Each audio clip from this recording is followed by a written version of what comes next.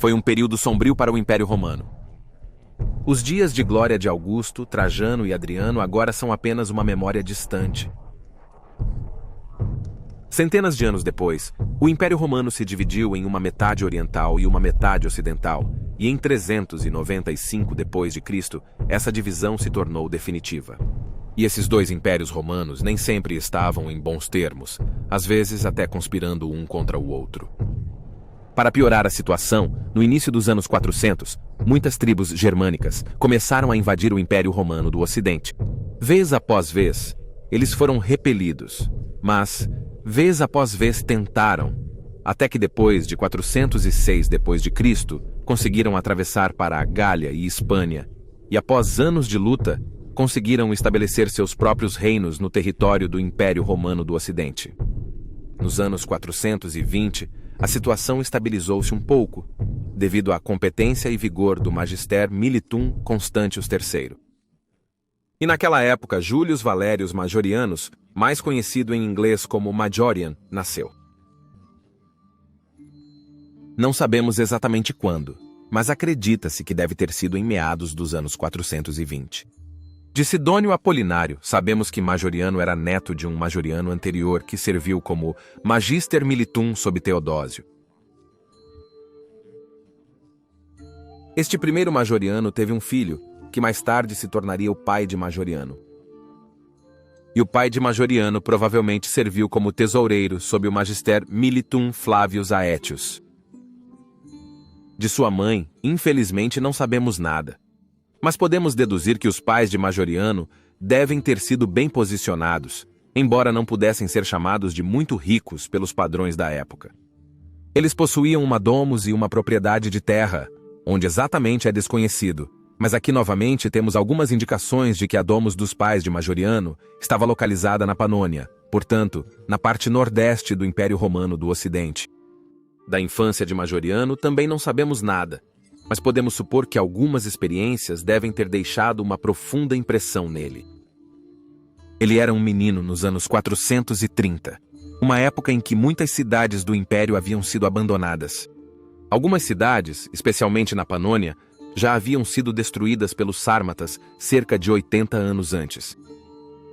Talvez o jovem Majoriano tenha visto a desolação daqueles tempos com seus próprios olhos, a pobreza, as cidades abandonadas, e se perguntado o que aconteceu com esse Império Romano, no qual ele estava crescendo. Ele certamente tinha ouvido as histórias sobre as grandes conquistas de César, do Tribunal Regional do Trabalho da Primeira Região, e talvez estivesse se perguntando como o Império Romano Antigo poderia ter declinado tanto, e talvez foi durante esse tempo que a semente foi plantada em sua mente para se esforçar através de suas ações para restaurar a antiga glória de Roma Antiga. Ou seja, ainda jovem, Majoriano entrou no exército romano ocidental no início dos anos 440, com cerca de 17 anos de idade. Naqueles dias, o Magister Militum Aécio era o homem forte do Império Romano do Ocidente. Já no início dos anos 440, Majoriano é mencionado pela primeira vez, ajudando Aécio a reprimir uma rebelião dos Bagaudas perto de Armórica, na Gália, e defendendo a cidade de Tours contra esses rebeldes, mas em várias outras ocasiões, Majoriano também ajudou a combater os rebeldes Bagaudas. Esses eram grupos de camponeses e escravos rebeldes que causaram grandes problemas para o Império. Em 447 d.C., Majoriano se destacou, um jovem em seus 20 e poucos anos, em uma batalha contra os francos perto da cidade de Helena, na Gália. Ele lutou contra os francos e seu rei Clódio. Sua valentia venceu o dia e permitiu aos romanos uma vitória decisiva contra os invasores germânicos. Essas vitórias tornaram Majoriano famoso e seu nome passou a ser conhecido em toda a Gália. Foi durante aqueles dias a serviço do lendário Flávio Aécio que Majoriano conheceu dois outros soldados capazes, um chamado Algídios e o outro chamado Ricimer. A história daqueles três se tornaria muito entrelaçada nos anos seguintes, mas enquanto um daqueles dois se mostraria um grande amigo de Majoriano, o outro se mostraria sua ruína. Por volta do 450, Majoriano já havia alcançado tanta fama que o próprio imperador romano do Ocidente, Valentiniano III, notou sua presença. Em 450, A imperatriz e sua família se mudaram de Ravenna para Roma, restaurando a eterna cidade mais uma vez a posição de capital do Império Romano do Ocidente. Naquele ano, a imperatriz convidou Majoriano para Roma, pois a fama de Majoriano o tornara um candidato digno de entrar para a família imperial. Sabemos que Majorian chegou a Roma naquele ano e encontrou a imperatriz no Palácio Imperial no Monte Palatino. Assim, Valentiniano queria casar sua filha Placídia, a mais nova, com Majoriano. Infelizmente, porém, Aétios queria casar seu próprio filho com Placídia para fortalecer os laços com a imperatriz. Disse que a esposa de Aécio, com ciúmes da fama de Majoriano, queria convencer Aécio a executar Majoriano. Mas Aécio, consciente das façanhas e do valor que o jovem Majoriano havia demonstrado, onde eles lutaram juntos contra os rebeldes Bacchidae e contra os francos suíços, sentiu piedade. Ele não teve coragem de matar este jovem herói, e, portanto, não cedeu às exigências de sua esposa. Mas, em vez disso, dispensou Majorian do serviço militar em 450. Assim, Majoriano deixou Roma naquele ano, deixou a capital para trás e deixou o serviço ao império para trás dele. Ele se retirou para sua domus e estudou literatura e direito romano. Foi durante aqueles dias que Majoriano usou seu tempo para estudar os antigos textos, estudar a velha grandeza de Roma, estudar como a degradação do império poderia ser interrompida, como Roma poderia ser restaurada à antiga glória. Ele estudou as causas do declínio do império e pensou no que faria se algum dia se tornasse imperador dos romanos. O que ele faria para reverter a queda de Roma e restaurar o Império Romano à antiga glória que desfrutava sob Trajano ou sob Adriano? Durante seu exílio, Majoriano soube da vitória contra os hunos em 451, na Batalha das Planícies Catarinenses, onde seu antigo mestre Antônio Carlos Magalhães derrotou os hunos. Em 454, a notícia chegou a Majoriano sobre o que havia acontecido no Palácio Imperial em Roma. Com grande descrença, Majoriano ouviu a notícia do assassinato de Aétios, pelas mãos do próprio imperador Valentiniano. Disse que um conselheiro disse ao imperador: "Não sei se justo ou não, mas temo que você tenha cortado sua mão direita com a esquerda." O corpo de Aétios foi exposto no Fórum Romano para que todos vissem, e o imperador convocou o Senado, tentando conquistar essa antiga e ilustre ordem de Roma, ao enumerar as supostas diversas traições do falecido Magister Militum. Mas o império estava agora em uma situação precária. Aécio era a cola que conseguiu manter unidas as peças frágeis do Império Ocidental, e com a morte de Aécio, rebeliões começaram a surgir. Por exemplo, o Magister Militum se rebelou na Dalmácia e separou seu reino do Império Ocidental, não reconhecendo a autoridade de Valentiniano III. Então, portanto, após este ato, o imperador precisava de amigos, precisava de aliados. E imediatamente Majoriano veio à sua mente, o jovem herói que apenas alguns anos atrás, Valentiniano queria casar com sua filha Placídia. Então, por ordens do imperador, Majoriano chegou novamente a Roma em 454. Embora nenhum novo esforço tenha sido feito para casar Majoriano com Placídia, parece que Majoriano foi feito comest domesticorum. Valentiniano III ordenou que Majorian recuperasse o controle das tropas palatinas que estavam espalhadas pela Itália e que eram leais a Aétios, totalizando alguns milhares.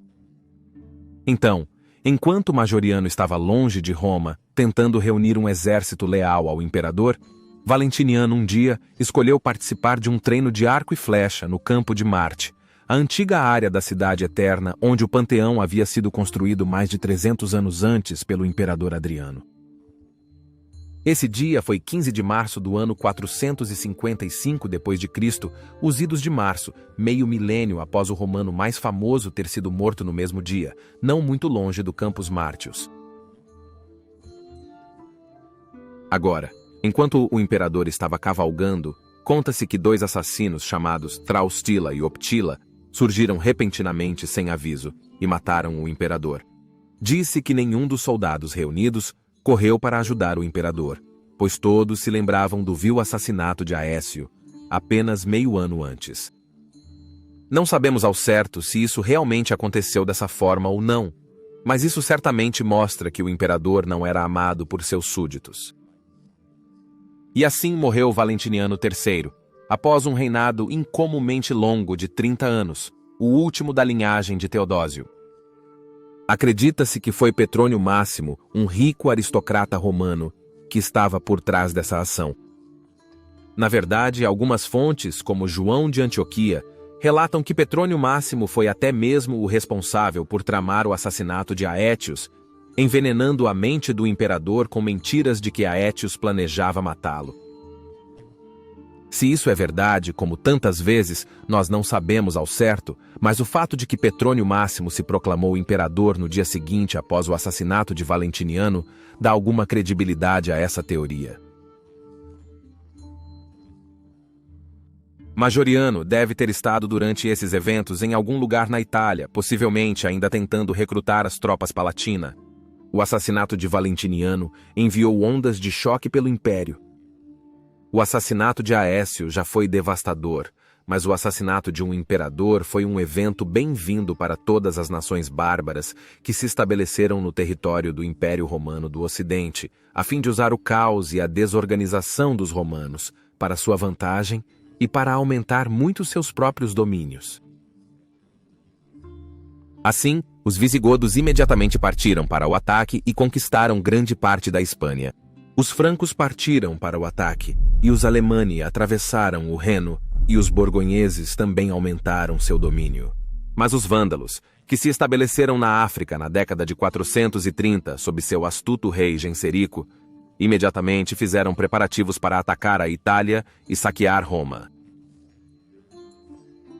Genserico sabia exatamente que os exércitos imperiais estavam em desordem após as mortes de Aétios e Valentiniano. Dividido entre diferentes comandantes militares, Maximiano, Ricimer e Majoriano na Itália, Marcelino na Dalmácia e Egídio na Gália.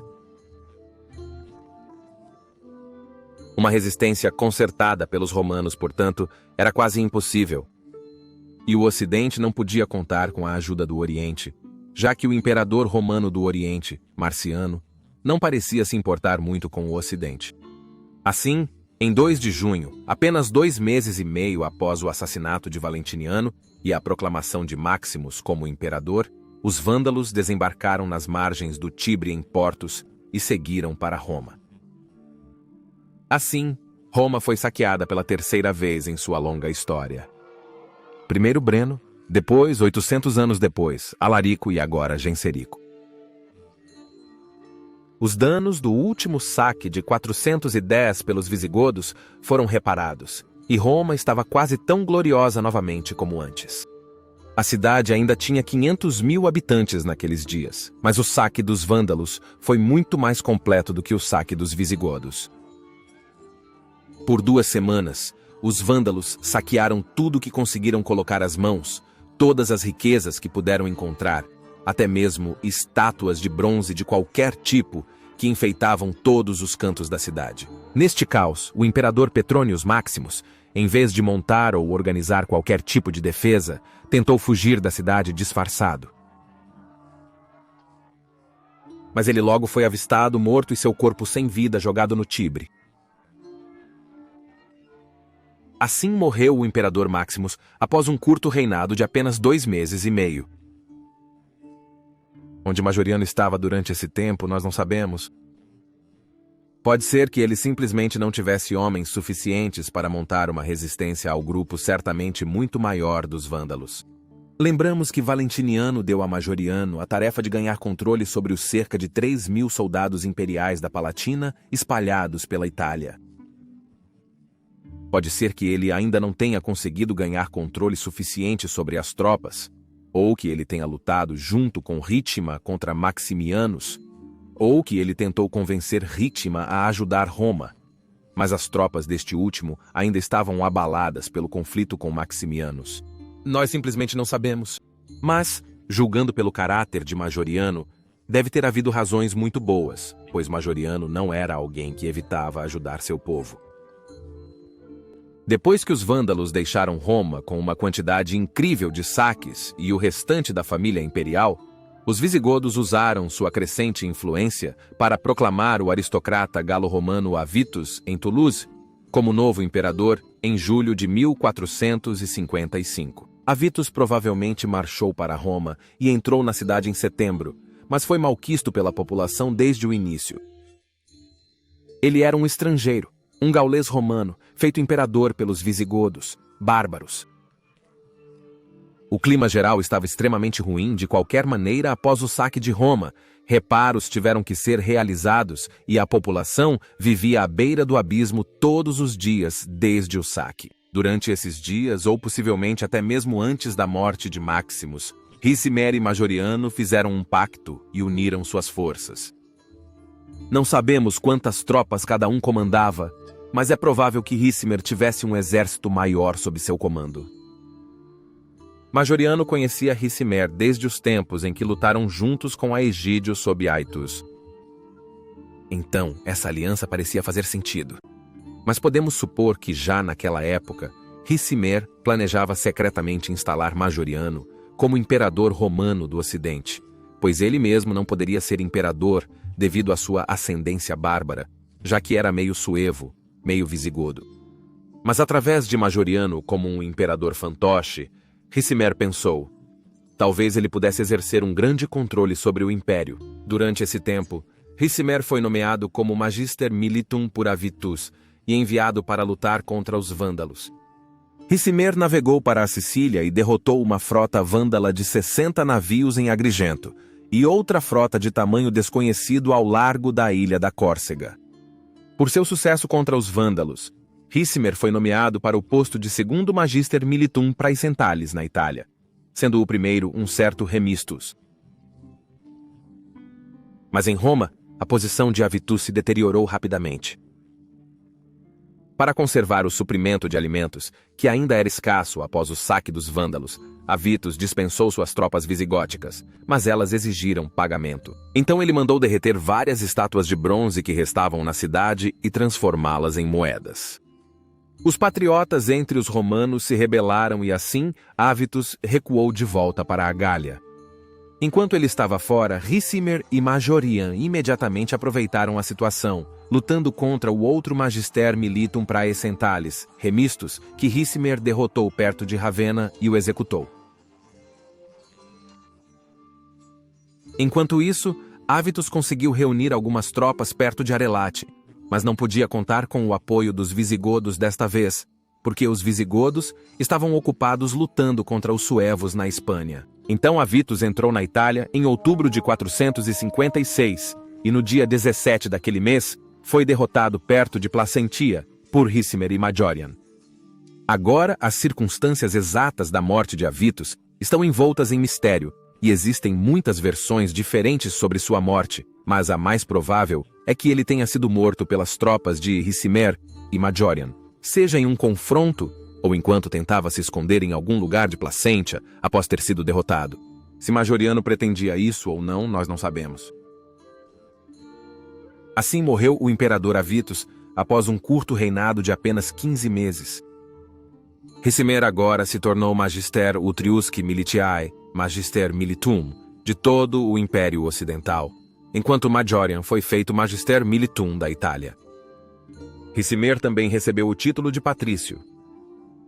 Seus planos ardilosos agora estavam dando frutos. Finalmente ele alcançou a posição mais poderosa do Ocidente e pensou que em Majorian ele havia encontrado alguém que poderia controlar, mas ele se mostraria muito, muito errado. Após a morte de Avitus, o trono ocidental estava vago, vazio. Não havia imperador romano do Ocidente. Marciano, o imperador romano do Oriente, era naqueles dias o único imperador dos romanos. Foi por volta dessa época, em março de 457, que um grupo de Alemanha entrou na Itália, saqueando tudo em seu caminho. Agora Majoriano, de acordo com Sidônio Apolinário, enviou seu general Burco para derrotar essa ameaça. Não sabemos se ele se juntou a Burco ou não, mas sabemos que Burco derrotou os Alemanni e os soldados de Majoriano, após essa vitória, aclamaram-no como novo imperador. Assim, Em 1º de abril de 457, Majoriano foi proclamado imperador em um lugar chamado Columelas, traduzido como nas Pequenas Colunas, possivelmente um antigo templo em ruínas, a 9,6 quilômetros de distância de Ravenna. Assim, Majoriano, em seus 30 anos, completou sua jornada para se tornar imperador dos romanos ocidentais. Mas ele não pretendia ser um fantoche de Rítma. Não. Ele tinha planos muito maiores para o Império, principalmente restaurar o Império Romano do Ocidente à sua antiga glória.